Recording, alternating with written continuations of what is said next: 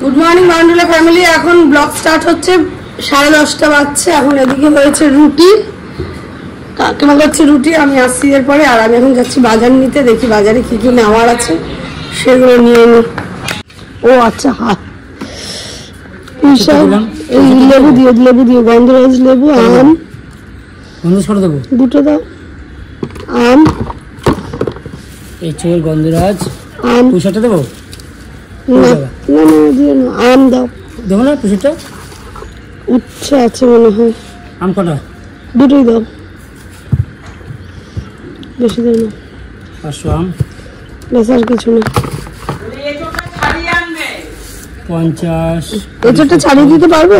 70 80 90 কি আমি ছাড় দেবে নাকি? ও কালকে 100 আজকে 90। আচ্ছা ঠিক আছে, না 20, এটা 10 দিয়ে যাও। ঠিক 200 হলো।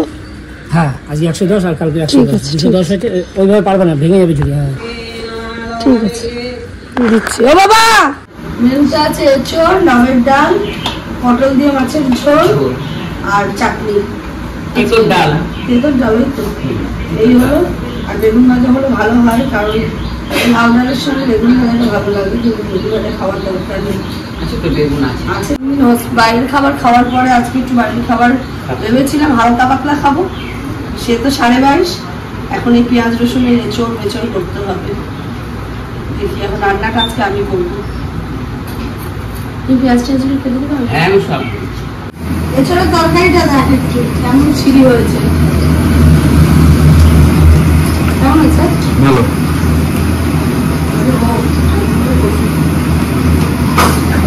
মোট কথা মা এই এঁচড়টা বানাচ্ছিল, এবার হঠাৎ করে ঘর দিয়ে এসেছি, মনে হচ্ছে মানে এই হয় না বাইরে যেরকম কোনো অনুষ্ঠান বাড়িতে যেরকম এঁচড়ের মানে এঁচড় রান্না হলে যেরকম এঁচড়ের গন্ধ বেরোয় অনুষ্ঠান বাড়িতে বানালে, এক্স্যাক্টলি ওরকম গন্ধ বেরোচ্ছে। জানি না কেন, বাট বেরোচ্ছে আজকে হঠাৎ করে।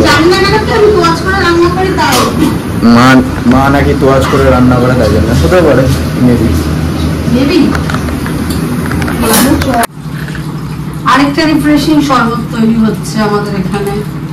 ঠান্ডা জল, নর্মাল জল, আর কি লেবু দিয়ে, গন্ধরাজ লেবু, লাল বাতাসা, বিটনুন। আগে দেখি সে কেমন হয়। বলো এই যে এটাকে এবার ছেঁকে দিয়ে দেবো। যা দেওয়া তো হয়েই গেছে, এখন শুধু এইভাবে রিফ্রেশিং একটা কি বলে, যাই হোক বলে শরবত। স্নান করে আর দাঁড়ানো যায় না, এত জোর খিদা পায়। 2:45 বাজে, এখন আমাদের খাওয়া দাওয়া রেডি হয়ে গেছে। আমিও ডাল দিয়ে এঁচড় দিয়ে খাবো, আর মাও তাই ডাল আর এঁচড় দিয়েই খাচ্ছে। আজকে ছোটোর কাছ থেকে এঁচড় নিয়ে যায় বাবা, এঁচড় খাবে বলে। যাই হোক, আরও চাটনি আছে সঙ্গে, চাটনি, এঁচড়, ডাল। মাছ খাবে না, মাছ খাবে না, আমারও তাই, মাছ খাওয়ার ব্যাপার নেই। রাত্রে খেয়ে ব্যাস হয়ে গেল, আমাদের খাওয়া দাওয়া কমপ্লিট হয়ে যাবে। তাহলে গন্ধরাজ ফুল পাড়তে যাবো, আয় আয় দেখি কটা ফুল হয়েছে।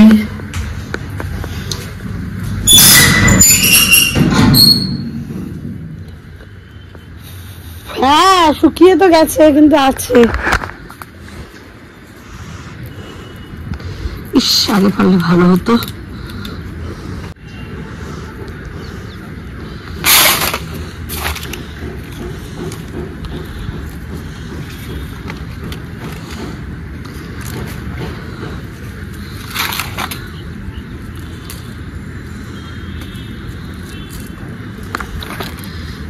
এমন রোদ থাকে নাকি ফুল বেশিক্ষণ?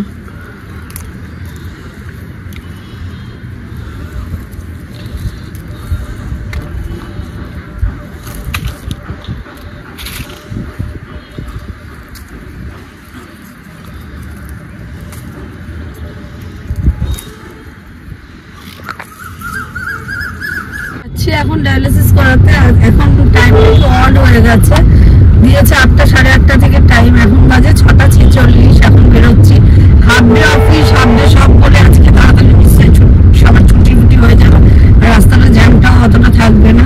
যাই হোক, এখন দেখি গিয়ে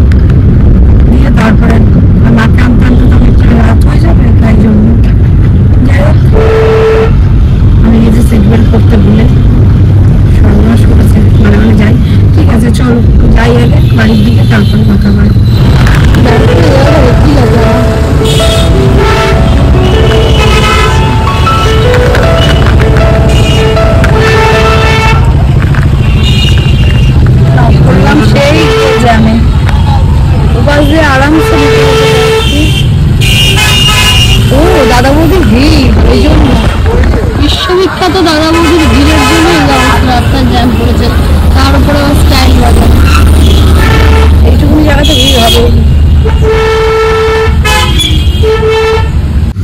রাত্রি বাজে 11:32। এখন আবার বাড়ি থেকে বেরালাম। মোটামুটি এখানে দেখাচ্ছে বিলাস সিং এর ইয়েটা 1 ঘন্টার মধ্যে, 1 ঘন্টা না, কত 58 মিনিটের মধ্যে দেখাচ্ছে পৌঁছে যাবো। যাই হোক, এখন নিশ্চয়ই রাস্তা ফাঁকাই হবে ঝড় বৃষ্টিতে, তাই যাই তাড়াতাড়ি গিয়ে মাকে নিয়ে আসি। আমি এরকম ভাবে দেখলাম, কারণ দেখলাম রাস্তায় আম পড়ে আছে নাকি, তাহলে কুড়িয়ে নিতাম। তাহলে যাই নিয়ে আসি গিয়ে মাকে আগে। এই এলাকায় ঝড় বৃষ্টি এমন হয়েছে, তার পার ছিঁড়ে কারেন্ট সব অফ হয়ে গেছে। আমাদের পাশের বাড়িতে খালি আম গাছটাই ভেঙে ভেঙে পড়ে যাচ্ছে।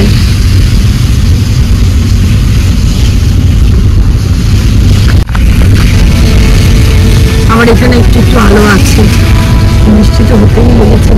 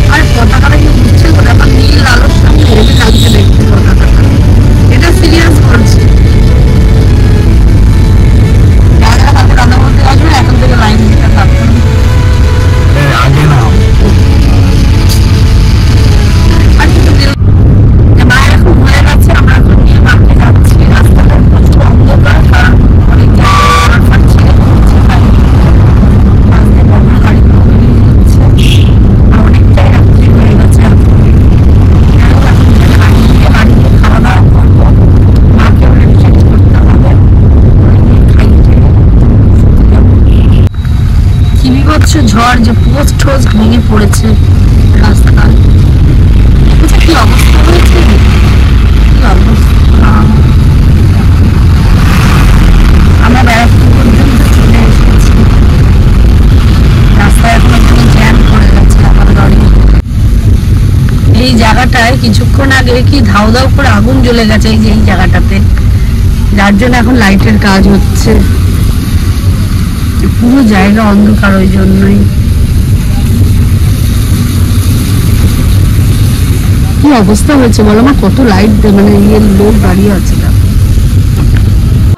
তো দিদাকে নিয়ে আসা হয়ে গেছে, এখন বসে রয়েছে, রেস্ট নিচ্ছে। এখানে মারা রয়েছে, ভাই রয়েছে এদিকে। তো এখন মোটামুটি সবই কমপ্লিট, শুধু খাবো দাবো আর ঘুমাতে যাবো। তো আর বেশি টানছি না ব্লগটাকে। যদি কিছু ভালো লাগে তাহলে do like, comment, share and do subscribe. Good night আজকের মতন।